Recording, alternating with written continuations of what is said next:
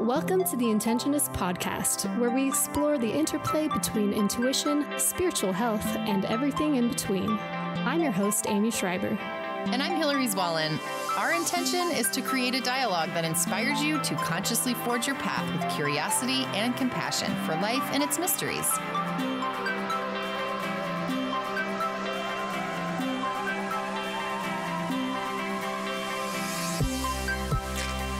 Hello, fellow Intentionists. This is Hillary here, and I just finished listening to Aimee's discussion with our guest today, Kim McPherson, also known as the WellNurse, and they talk all about her journey to creating her ideal life.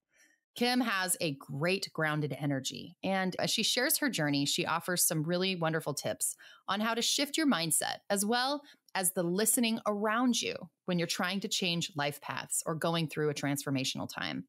And what I mean by listening around you is really the naysayers or the people who have preconceived ideas of maybe how you've been showing up in your life. But now you want to put a different foot forward, or you want to try maybe a radical life change, and it's threatening to them. And there's pushback, and that can be difficult to navigate. So they explore the power of intention, the tools and specifics of manifesting your dreams, and how to cope when fear and self-doubt arise. In the end, they bridge the gap between physical and spiritual health. Kim also shares her love for cacao, using your gifts to serve others, and intuitive nutrition. A little bit about Kim before I turn it over to Aimee. She's an ex-ICU nurse from Australia. Kim journeyed through adrenal burnout, quitting her job, and eventually healing herself, which seems to be a theme I see among women all the time lately, just people getting completely burned out and feeling empty. But she finally lands in Mexico, where she says she's living her dream life. She aims to inspire others and mend the gap between knowing and doing through nutritional cleansing and mindset programs. Kim offers coaching sessions and runs Wisdom and Chocolate women's gatherings, as well as Corazon conscious dance experiences in Puerto Vallarta, Mexico. Really interesting stuff. I love how she's holding space for women. And I see that being a real theme among our last few guests, and something that I know Aimee and I are really committed to doing as well. So for more information about Kim, please visit KIMMCPHERSON.net. That's KimMcPherson.net. Or find her on social media at the WellNurse. That's THEWELLNURSE. I'm sure she'd love to hear from you. And without further ado, I'll turn the time over to Aimee and Kim. Thanks for listening. Kim, thank you so much for joining me today. I'm really excited to learn more about your life. And so I thought we could just start. Tell me a little bit about your background and how you went from being an ICU nurse in Australia to living kind of your ideal life here in Mexico. Yeah, awesome. Well, thank you for having me, Aimee. It's an honor to be here. Yeah, I nursed for coming up, I think, about 9 years. Wow. And always knew that it really wasn't for me. I wanted to get into something to do with health and well-being and service and helping people.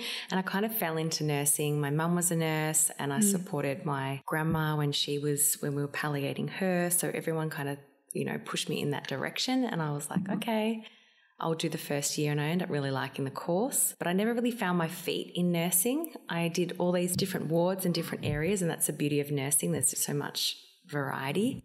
I ended up doing my intensive care course, and then was an intensive care nurse for around 3 years. And still when I was there, although I liked certain parts of it, there was parts of it that I was like, this just isn't for me. And I wasn't in alignment with just the way things were going, and some of the treatments, like a lot of the treatments on the patients when the damage was already done before they would come to us. If you know what I mean. So I was really keen to get into more of the preventative health, but I couldn't kind of find my way out of nursing.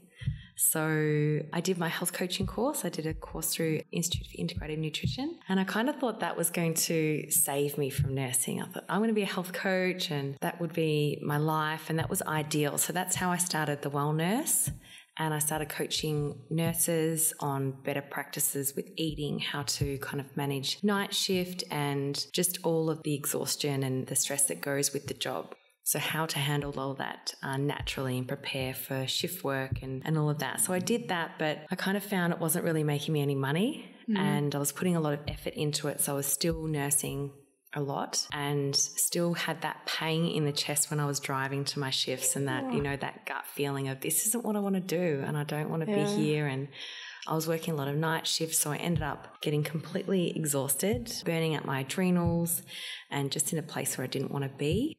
So I ended up coming to Mexico, and this is where I did my yoga training in Puerto Vallarta. That's right, yeah. So, and that's what I thought, yoga is going to save me from nursing.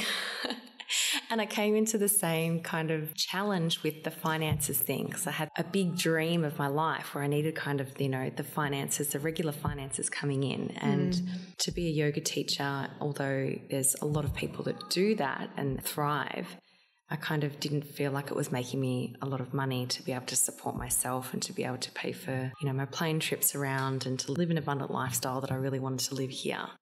So it was actually in Australia where my friend introduced me to a cleansing program. And I got into it purely to lose weight and to feel better. I had, I was completely burnt out. I was exhausted, although I was exercising a lot and drinking a lot of green juices and the so-called healthy person, in inverted commas, yet I didn't feel like it. Had just a constant upset tummy from various things. Yeah, after doing this cleanse and getting onto a lot of adaptogens, a lot of adaptogenic herbs, I felt incredible. Like I felt like someone had plugged me into a socket, and I just lit up and lost the weight that I was carrying. My digestion improved, and for someone with digestive upsets, to have a flat, healthy, happy tummy was just everything for me. Wow. So I thought that I would just take these products for the rest of my life and not tell anyone about it, because I was very, very shy, introverted, and didn't really have any training in sales or talking to new people because I was a nurse. And I went to one of the company events, and with a lot of support from my friends, I was able to develop my business with this company. And that's what I do now full time, which is incredible. That was 4 years ago now, and I've never looked back since. It's been just an incredible journey. And within 6 months, I was able to quit my job as a nurse and move over to Mexico, which was one of the biggest dreams that I had ever. So that's pretty amazing. So now you have total freedom pretty much to work when you want and how you want. Is that? Sure, totally. At the start, I did a lot more work than what I'm currently doing now. Like I did a lot of work to really establish myself in the business and really learn about the business, the industry, the products, and just to really put myself out there. And now I feel like I'm at a stage in my business, and when the money's coming through, that I can really focus on like other passion projects and what I really feel and know in my heart that I was here, like placed on this earth for. Oh, wow. Yeah.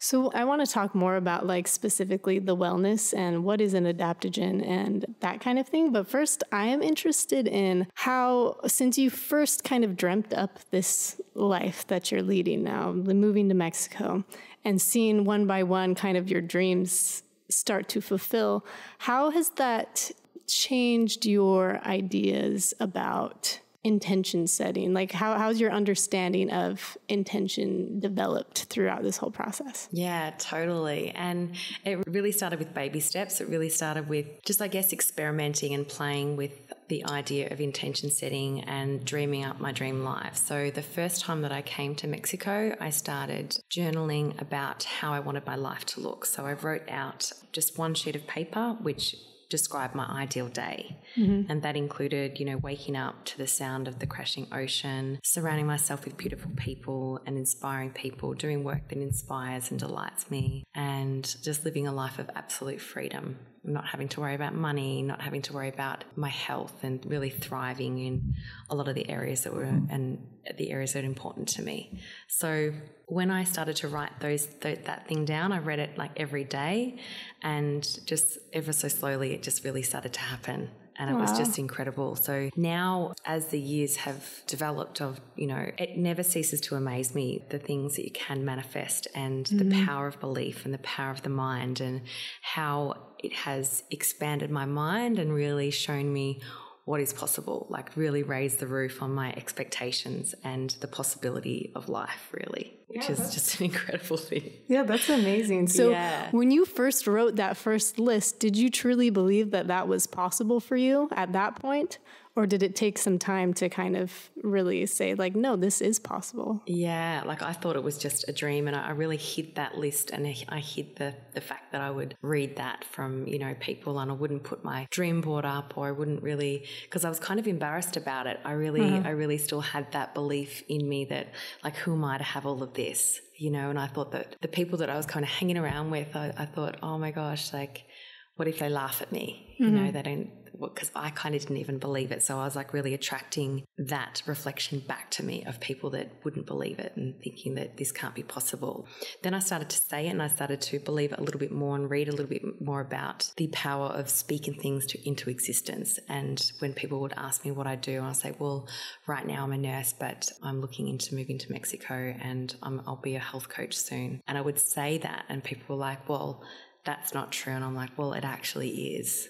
That's huge to say it out loud. That's a major big step for me too. I feel kind of funny when I write down things that seem outlandishly amazing, to actually own the fact that like, no, I'm worthy of trying to achieve what I want to achieve. That's a major barrier I think a lot of people have when they set out to try to create their life. I think it's that self-worth thing kind of really creeps in. So what do you do when doubt or fear creeps into your process? Yeah, good one. There's a lot of things that I do. So I do some sort of somatic work, which is like just moving the energy, the stuck energy in my body. So I will like kind of do things like dance or shake or just put a song on and just do something to change my state, and even talking myself out of that and saying things like, this too shall pass. Or right now I do things like the Ho'oponopono. I'm not sure if you know that prayer. No, tell me what it is. It's the ancient Hawaiian prayer, and it's about clearing the energy. So if you have some sort of stuck energy within you and a situation, or you and a person, you say 4 statements. You say, I love you, thank you, please forgive me, and I am sorry. So you don't actually have to say that out loud. A lot of the times I will say that just in my mind, but it really supports that old, just that patterning of I can't have that, or that person must be judging me, or just the crazy that goes in my mind really when I'm striving for that next thing, because it's really, I feel like I'm changing my identity when I'm making that next leap into the person that I am thriving to be. Or the person that my mind just wants to go, well, no, that's not you, or that's scary, or what if you fail, or look, just the crazy, really. Uh-huh. So it takes you back into the present and takes you back, I guess, into the heart space. Yeah, that's amazing. Say that again, the name of that prayer. Ho'oponopono, so HOO''POONOO. Oh, yeah, that's a beautiful idea. Wow. It is. It's Hawaiian. There's a guy, I can't remember his name. I'll have to research the book. Yeah, there's a great book about it. Yeah. So let's backtrack a little bit. Let's talk manifestation 101. So is there a certain magic formula of sorts that you use now as you approach trying to create your ideal life? You have an idea. Is there like certain specific steps that you take to bring that idea into reality? Now I'm really into writing a story, like writing a script. And I really got this from one of my mentors, Peter Kelly. And so I've got, I've written the script for around about 4 different areas of my life. And so I read that script most days, and it's really the story around what you would like to feel and to be. So I could have even written a script for something like this podcast. And I could have said, I had an amazing time with Aimee. I spoke clearly. I felt incredible afterwards. The listeners got exactly what they wanted to out of that experience. So really just speaking things into the present moment. That's one of the key things. And really honing in on how you want it to feel and how you want the other people to feel. So a lot of times I get a little bit caught up with how I'm perceived, and it's not really about me. It's about what I'm creating and how I'm serving and what, is actually happening in, like, say if I was teaching a yoga class, to really get out of my own nervousness, I would be like, okay, that's all about them. The people leave feeling light, feeling inspired, and feeling like they've had a great class. That's really powerful. I'm going to have to start doing that. That's amazing. Yeah. Especially in those situations where you are like in teaching a yoga class, that's very nerve-wracking to do, but to keep that perspective that it's all about how you can be of service to someone else like that. I think it would just put you more at ease in those situations. Yeah. And also asking for support in that situation, like asking for the support with whatever you believe in, the divine. And then it's like, it's not all about, you don't have to do it all yourself. You know, it's like, I give this up to, you know, the divine, or that's what I'm comfortable with, that word. And knowing that the people that are coming there are the people that are supposed to come for that reason. And those people have their own, you know, source or their own spirit guides or whatever that are supporting them. So it's not only on me to ensure that they have the best experience in that situation. That's amazing advice. So now that you have kind of proven to yourself that you can make these things happen and these things are possible with the power of your words, with the power of your belief and your actions toward this dream life, has that changed the way that you look at your mind as far as putting, I don't know, like maybe added pressure on yourself? Like, are you extra careful with your thoughts now? Does that stress you out walking around Totally, like that? Totally, it does. And a lot of the times that's when I'll have to really catch my thoughts and either do the Ho'oponopono prayer or repeat in my mind. It's just like an affirmation from Louise Hay, that may be true for some, but it is not true for me.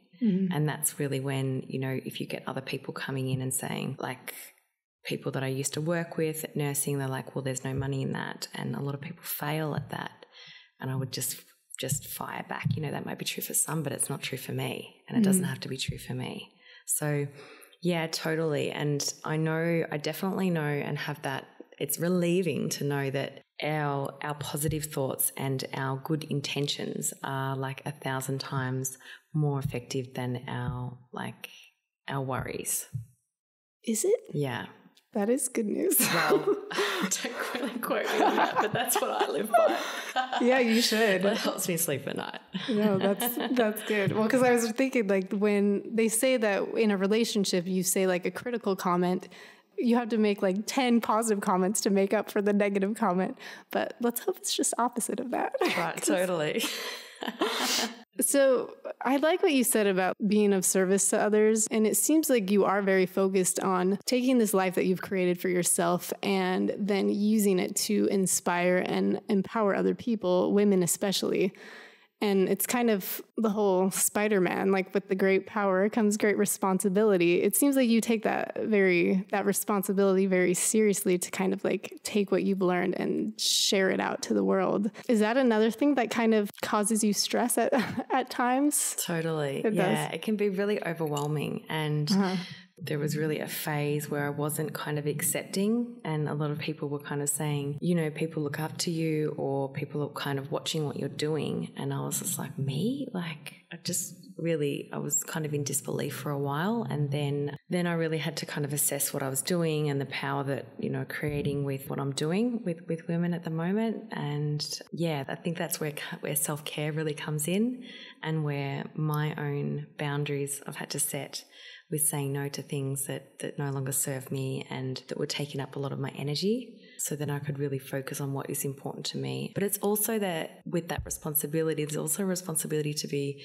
completely authentic and human, and know that I don't have my shit together all the time. You know, I struggle with a lot of things that we all struggle with. We're all humans. And so I really am putting that across to, you know, just to be really authentic and say I'm not perfect. So please don't deify you. Yeah, Gurify you. Yeah. Exactly. Yeah. Yeah, that's interesting, the way that, I feel like it happens with anyone in a leadership position or a teaching position, especially yoga teachers. people come to a class and they feel wonderful because yoga is amazing and wonderful. And they're suddenly you're this shiny person who can do no wrong. But that's good to continually put forth like your authentic self and make sure people know that like, no, there's beauty in the humanness and the imperfectness. It's not, we don't have to be perfect here. This isn't what it's about. It's about the learning, right? Totally. So talk to me then, you mentioned your women's groups that you lead. So talk to me about Wisdom and Chocolate and kind of how that came about. Yeah, awesome. Well, it came about, I'm a part of some women's, some global women's like sisterhood online, which I've been a part of for the last 3 years, which has been just absolutely incredible. It's like a living workshop that I've gone through to really support me in conscious communication, compassionate leadership, and really that feeling of being held and feeling supported and celebrated by an incredible sisterhood. So that was something that I really wanted to create here in Puerto Vallarta. There are a lot of people here that aren't living close to their family. There's a lot of expat community here, and even the people, even within that, there was a lot of times where a lot of people that come to Wisdom and Chocolate, they are women that might not have been the kind of like the black sheep of the family, you know, like loving spirituality and a different way of thinking and different way of being, that it's just a place where we can come, be held, support each other, speak consciously. And it's not, you know, I guess it's not a place where it's just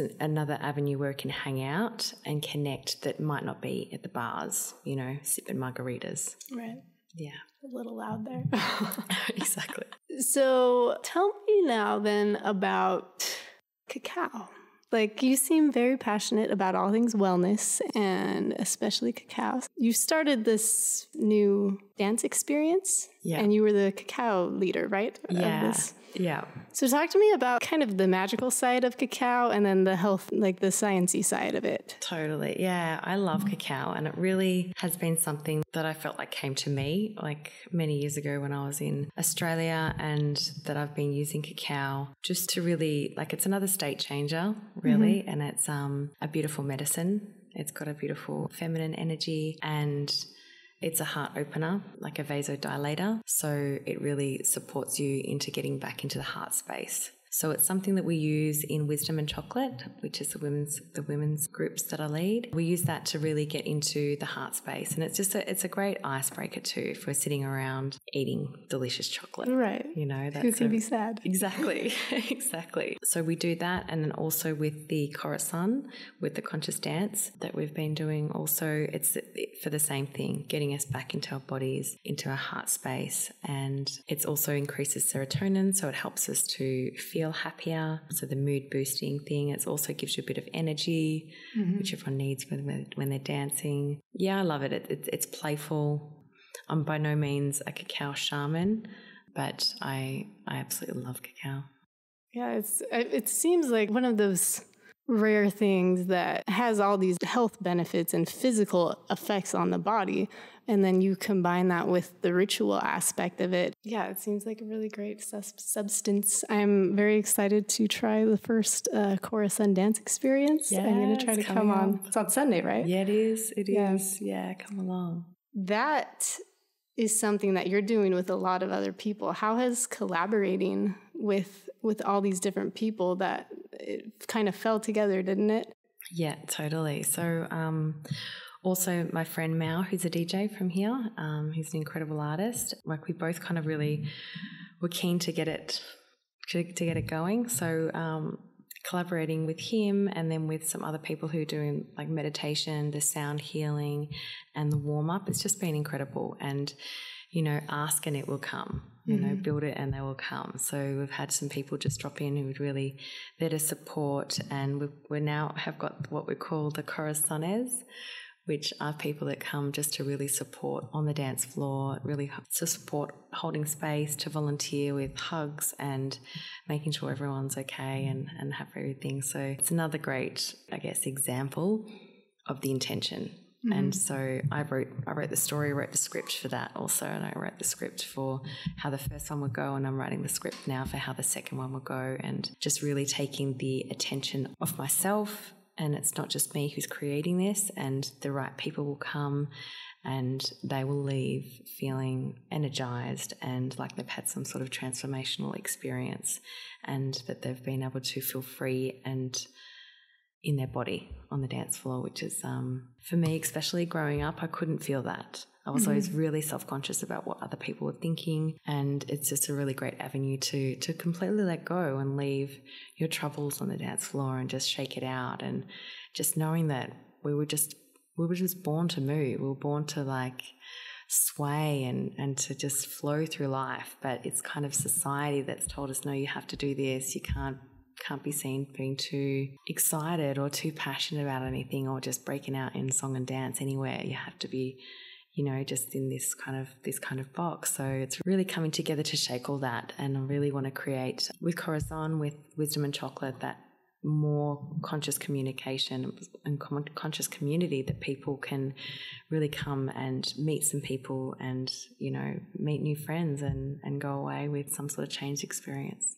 Yeah, that I can tell you firsthand. I was talking to my friend who went to the first one, and she kind of had a crazy experience where she shed this whole old relationship that she had been dealing with for a long time, and she's kind of out of commission for a couple days afterwards. But it was a major shift went on for her just from that one experience. So it's working. Yeah, it's powerful. It's very powerful, which is scary at the same time.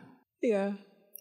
So can you tell me more about the nutrition bit and the wellness and the cleanses that you've done? Or I'm not sure what it is that your company does, but tell me more about that. Yeah, there's a few things that really attract me to this company. Well, number one is the adaptogens. So adaptogens, they're a class of herbs that really go to the side of stress.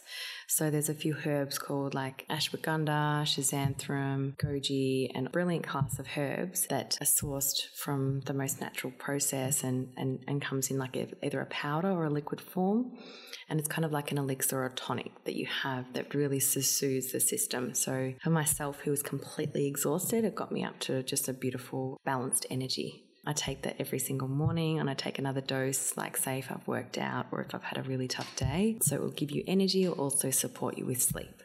So stress, if anyone's living and breathing today, they're going through some sort of stress, So that's kind of the first thing that it does, and also releases impurities, but from a cellular level. Even if you're eating a super clean diet, there's just a lot of the, the pollutants in the air, the toxins that are sprayed on our food right now. Then the last thing and the beautiful thing that it does, which will flood the body with the nutrients that it needs. So the vitamins and the minerals that we're losing from our food supply and from the soil, because it's our soil is very depleted right now due to many things, but it really will go to that and just really amplify and supplement somebody's already healthy diet. Yeah.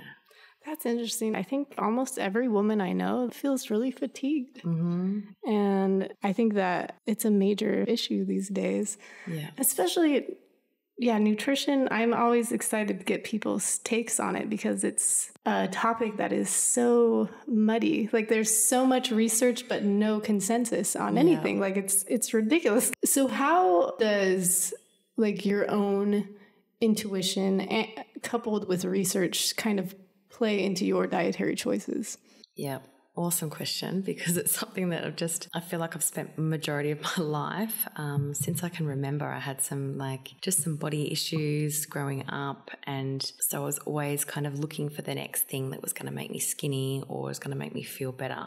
And so I've tried completely so many diets. And then when I did my training at IIN, they teach us a new kind of diet, a new way of eating from the lead specialist every week. So I tried a lot of that, and at the end I really go with my intuition, and I've tried a lot of cutting out meat and really seeing, feeling into my body and how that feels. And now, because people always ask, oh, what are you? What kind of diet? And I kind of really just brush off the topic, and I don't like to give myself labels because I used to label myself a vegetarian, and then I labeled myself a paleo. And like, you know, when I was moving from vegetarianism to paleo, people like, you know, see me eating meat because I started having dreams about meat. And then I had meat and I was like, oh my God, I think this is just my body type's thriving from that. And I really needed that groundedness and that feeling. So I really disliked having to explain myself a lot because they're like, wow, you're not supposed to eat that, or, you know, like just all of this stuff. And just, although now like I'm living by the ocean, I eat a lot of fish and sometimes I'll eat meat, but yeah, you know, it's it just can get really religious. Totally. Yeah. And you know, some like different things for different times also. Right. So right now we're in like the heat of summer. So I'm going to eat different things right now than I would have eaten if it was winter in Australia. Right. So, and when I go back to Australia, I eat so much more things because I get that comfort food and that homely kind of food that my mum would cook, or things that remind me of something. And so I feel into the intention when I'm eating the food. If it's something that's not in my general diet, I guess, or general way of eating, I really just have the intention that this food that I'm consuming is going to nourish me no matter what it is. Right. And have that kind of intention and feeling good while I'm eating it, and not having that I felt like I had just, you know, years and even decades of like restricting and just feeling like I was bad because I ate something. And I'm like, I really want to kind of release that and just bring just so much self-love into the whole eating process. That's big because, yeah, you're not going to benefit, even if you're eating nothing but superfood smoothies, if you're eating it with the stress and rigidity of non-enjoyment, you know, it's not going to nourish you no matter like how many good things are in it. Yeah. Going more into that, when you eat and you're listening to your body and what it needs, how did you learn to differentiate between coming from a place of true intuition about it, like you're feeling the feelings in your body, versus just like you're coming from a place of emotional lack and so you're eating emotionally? Yeah, I know what you mean. And it's been a whole journey. And I've done a lot of work on this. The most significant work I've done is with Marianne Williams. She really bases her work around A Course in Miracles. She's got a book called A Course in Weight Loss. And although it sounds really maybe superficial, it really looks into kind of compulsive eating and really gets you back into the present about what you're eating and why you're eating that. And so there was a lot of processes that I did, and a lot of like ceremonies and, you know, writing out and praying about my eating and really bringing myself back into the present moment with every single bite.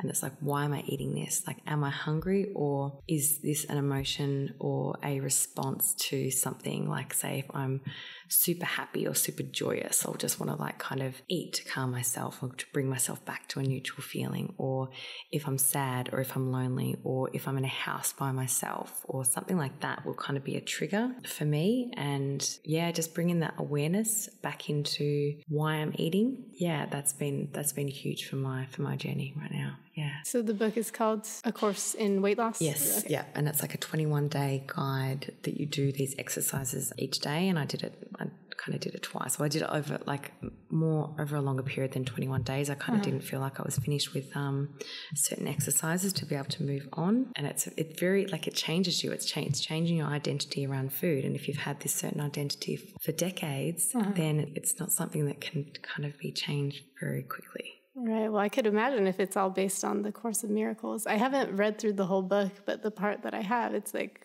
step 1, nothing is real. Exactly. Nothing is what you think it is. So, yeah, like what? So did you start this journey kind of with your physical health, and how did that kind of spill over into other areas of your life, kind of reclaiming your health and taking charge of it and responsibility for it? Yeah. So it really, like, I think the whole journey, it started with wanting to look better. But when I got my body into an alignment, then I started to be able to kind of listen to my inner guide and listen to my heart and feel like things were flowing a lot easier. So it kind of started with my health and getting that in tune. And then I was able to kind of figure out that the life it's not all about me. And so what can I create from this space of my own journey and from this space of being able to create things and I guess getting my mind in alignment with my body and my soul to then create what I'm supposed to be here to create. So it's really become this whole spiritual practice. Totally. From at first just wanting to look good, and that's pretty amazing. Yeah. That kind of life takes you where you are and you learn one thing and then you just keep going and going and going until suddenly you have this beautiful, you're living on the beach in Mexico, you know, type thing. Yeah, totally. But I don't know, if I look back, like, you know, the steps that I was taking, everything was just happening for a reason. And I'm like, you know, as cheesy as it sounds, I'm exactly where I was supposed to be then. I'm exactly where I'm supposed to be now. And if I found myself wanting more or not in a good place, I was like, you know, something better is about to come, and just really reminding myself that I am enough as I am right now. So how does spiritual health look for you at this point? Like, how do you approach spirituality? Yeah, well, with daily life, I make sure that I do a morning routine, and that's my non-negotiable, and that's that really consists of meditation and moving my body. And I feel like if I do that first thing in the morning, no matter what, then I really feel like the rest of my day is a lot easier. It's easier to come back to that place of like coming back to my heart when my mind or circumstances kind of flow me off the direction I feel like more and more able to bring it back and to recognize where I'm like kind of being human. And being okay with that also. Yeah. Not trying to make myself wrong or get into a shame spiral about feeling anything really. All feelings are welcome here. That's great. Yeah, I was just reading Jim Quick, and he was talking about the morning routine and how crucial that is. And if you win the morning, you win the day. And it's making me feel all inspired to like really nail down my routine, because ever since we moved into this place, I've fallen out of what I was doing before, and it's definitely makes a difference. Like, you start the morning grounded, your day is better for sure. And no matter where I am in the world, because I do travel a lot, and so I go back to Australia for a couple of months a year, and I do trips to the States and all around. So if my morning routine is the same, then that's the groundedness of me. That's great. So has your spiritual practice, I mean, obviously it's evolved over time, but like when you were younger or growing up, did it look a lot different? Did you grow up religious? Yeah, no, I didn't. No. And this like spirituality wasn't really celebrated in my family. It's something that I've gone to other mentors and a lot of books and a lot of podcasts and just different, you know, seminars and things like that, just to really find what is important to me and how to kind of do things. Yeah. Did you, just as you became an adult, you felt interested and started exploring different avenues of that? Totally. And what was a turning point for me was around about 7 years ago when I had a breakup, and I feel like I hit kind of my rock bottom. That was when I really started to delve into a lot of these books, and I just was like, you know, every waking moment was either listening to a podcast, or this was when I was really feeling like there was no other way. And there must be a different way. So that was why kind of, you know, what got me through a lot of that breakup and that time where I went through a really big kind of Saturn return around that time when I had the breakup, and I kind of, you know, wanted to quit my job, and I was like looking into doing, you know, my health coaching course and all of these different things that I changed a lot of things at the same time. So the spirituality was really, that was my groundedness and that was my rock. So nice. Yeah. So for listeners who don't know, Saturn return is when Saturn comes back to the same position that it was when you were born, right? And it takes 30 years or 29 years? Well, it goes in like a 7-year cycle. Okay. So like 7, 14, and then around the time when you know, 21 and then 28 is a really significant, in between the ages of kind of 28 to 30-ish, is a really significant point in one's life. So depending, each individual is different, but depending on what's going on with them and spiritually, some people might have like a cruisy one. Some people might just quit their job or have a breakup or move house. But someone might have a really significant one. And for me, it's hugely significant. And I was really grateful. At the time, it was, it was a challenge for Upheaval, yeah. But now I'm so grateful to be able to look back on that and say that was a pivotal moment in my life where I was able to really take charge of what I wanted to take charge of and really look at every aspect of my life through new lenses and say, is this really what I want? Is this really the direction? And at that point in my life, I felt like I had the power to change that. During my 20s, I felt like I let a lot of other people guide me in the direction that they thought my life should go in. I asked like a lot of the questions to, people closest to me. What do you think about this? What do you think? I'd had this kind of inability to make my own decisions. So once I started to make little baby decisions and then the big ones, that was crucial. Yeah, that's a major step like into adulthood, really, like totally. Taking responsibility for your life. So circling back to intention, kind of this power of intention, what is your relationship right now with belief? Like belief in a higher power, belief in yourself, and how has that kind of shifted and changed over time for you? Yeah, totally. What comes up for me right now is like the whole thing about self-worth and I am enough. That brilliant statement, those 3 words, and believing that I am worthy of that which I am intending and that which I'm creating at the moment. So more and more I feel like my belief is expanding, and I do ask the question a lot, how does it get any better than this?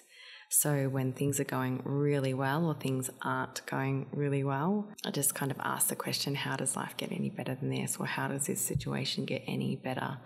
So in that, I feel like I'm taking away the stress or maybe a little bit of overwhelm of having to create something that's better. It's like, well, I'll leave that up to, a higher power to create something that's better than even this. Yeah. That's nice. That's a good mindset. It's so interesting to listen to the way that people speak. And as I'm sitting here listening to you, your speech is very positive leaning.